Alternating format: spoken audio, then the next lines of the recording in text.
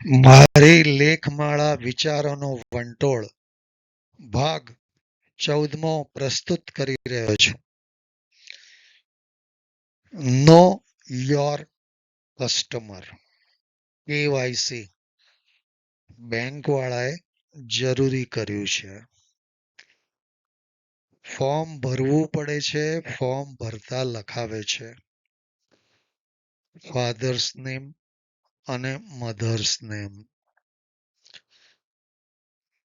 KYF know your father અને KYM know your mother. ફોર્મમાં mummy અને પપ્પાનું નામ લખવાનું હોય છે. જે ખાતું ખોલાવનારને સારી રીતે ભરતા આવડે છે, કારણ કે મમ્મી પપ્પાનું નામ તો ખબર જ હોય. સમસ્યા એ છે કે દરેકને ખરેખર માતા અને પિતાનું ફક્ત પાકું નામ ખબર છે. તેમની પાછળ મા બાપે નિતારેલા પસીનાનું મૂલ્ય હવામાં ઓગળી ગયું હોય છે. આ મેં કેટલા વર્ષોથી સંભળાતું આવ્યું છે. પૈસો મેલ છે. પરાપૂર્વથી સંભળાતું આવતું વાક્ય છે. બેંકમાં લોકો આવો મેલ કે મેળ ખાતામાં રાખવા KYC કરાવે છે ને ખાતું ખોલાવે છે. કથાકારો, સંતો, સાધુઓનો મેલ બેંકમાં અને અન્ય જગ્યાએ અગણ્ય પ્રમાણમાં સૂતો હોય છે. છાપામાં વાંચ્યું છે, બાબા રામદેવ અને મોરારી બાપુ પાસે અને એવા અસંખ્ય બાવાઓ અને બાપુઓ અને સાધુ સંતો પાસે હજારો અને કરોડો રૂપિયાનો મેલ છે. પૈસાનો મેલ. મેલ જેની પાસે વધુ તે સમાજમાં પ્રતિષ્ઠિત ગણાય છે. ઘાલમેલનું વિશેષણ મેલધારીના ખાતામાં વધુ હોય છે.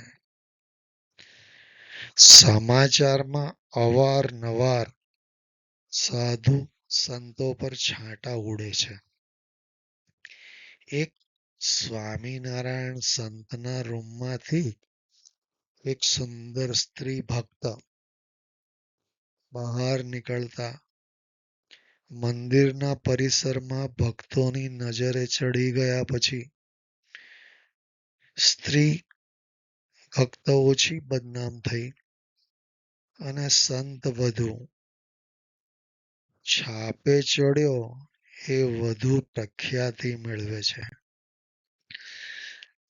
વાકછટા એટલે ઓરેટર કેપેસિટી સરસ હોય તો અમારા જેવાને લાગે છે કે મહાભારત, રામાયણ, રામચરિતમાનસ અને ભાગવતના ખાસ પ્રસંગોને જો શ્રોતાઓ સમક્ષ ઢબથી મૂકવામાં આવે અને સાથે મ્યુઝિકના સૂરો સાથે પીરસવામાં આવે તો બેંકમાં રાખવાનો મેલ, પૈસાનો મેલ, કૂદકે અને ભૂસકે વધતો જ રહે છે. પ્રત્યેક વ્યક્તિની અવસ્થાઓમાં એક માનસિક વ્યવસ્થાનો મૂળ સિદ્ધાંત એ છે કે ઓછી મહેનતે વધુ મેળવવું.